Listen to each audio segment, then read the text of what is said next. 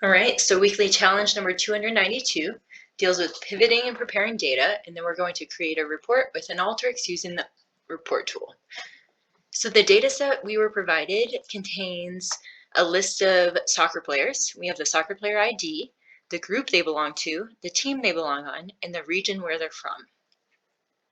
So using this data set, we are going to need to pivot the data to show a count of the number of soccer players within each group, on each team, within each region. We're then going to need to arrange and prepare the data so that the number of players in each group is listed under each region and team. And we will then create a report using the Alteryx report tool.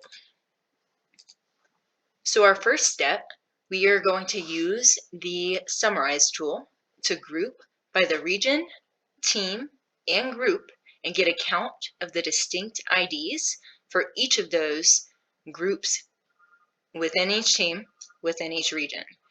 And so looking at the data that we have compared to what the output looks like, we can see that the output has a count of the number of players within each group, on each team, within each region.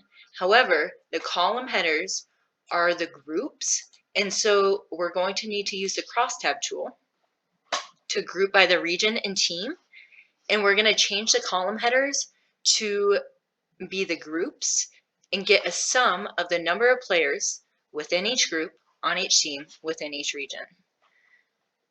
And so our data set is starting to look like what the output looks like. So we can see within the group 0 to 5 on team 1, within region 1, there are 21 soccer players. Within group 6 to 10, there are 9 soccer players. Within 15, there are 2 soccer players. So if we do a quick spot check, we can see on team 1, within region 1, within group 0 to 5, we have 21. Within 6 to 10, we have 9 soccer players. Within 11 to 15, we have 2 soccer players. And so in addition to getting the sum of the number of soccer players within each group, within each team, within each region, we can also get a total of the sum within each column. So this would be the grand total of the number of soccer players within this group, the grand total of the number of soccer players within this group, so on and so forth. And we can also get a sum of the row totals.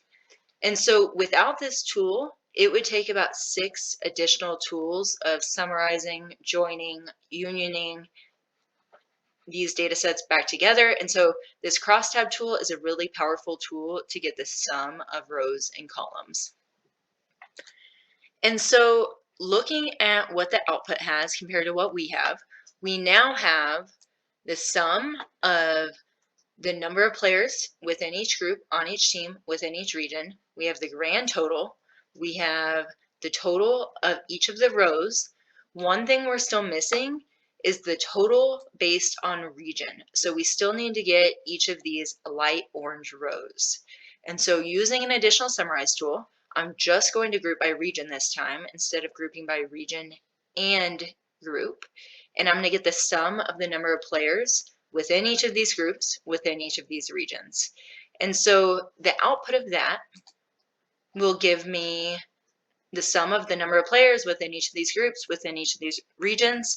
One thing I need to keep in mind is I have the grand total row within this summarize tool, and I also have the grand total row within this crosstab tool.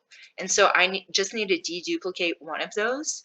And an easy way to do that, I'm just going to use the filter tool to filter out any time that the region column contains total.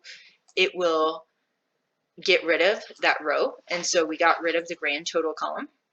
We can now union back these results to our initial crosstab data set. And using the union tool, I'm just going to make sure that all of my columns are aligned. And the output gives me the total number of players on each team within each region and the total number of players within the region. So just the sum of the total number of players within this group on all of the teams. And so I can see that there's no way to identify this as the total within region 1. And so I'm just going to use the formula tool. So anytime the team column is null, it's going to replace that value with whatever value is in the region column. So I can see that now we have, within the teams column, I have a label that says region 1, so that I know that anytime we have region 1 in both of these columns, that will be the grand total of the number of players within this group within region 1. Anytime we have region 2 in both this region column and teams column, this will be the total number of players within this group within region 2. I'm then going to use the sort tool to sort in ascending order based on region, sort in ascending order based on team, and this is starting to look like the final output of what the solution looks like. And so if we just spot check, we can see that the total sum of the number of players within region 1 within this group is 144. The sum of the total number of players within the group 6 to 10 in region 1 is 35. If we do a quick spot check, we can see we have 144, we have 35. Our numbers look the same. And so using the select tool, I'm just going to rename each of the columns to make it consistent with what the names of the columns in the output solution are. And now I am ready for the report tool. And so within the report tool, there's 3 main things I'm going to do. The first thing, I need to make sure that all of the group column names are blue. I need to make sure that the region totals are light orange, and the grand totals are in dark orange. And so within the report tool, I'm going to click on each of these columns, click on Edit Column Rule.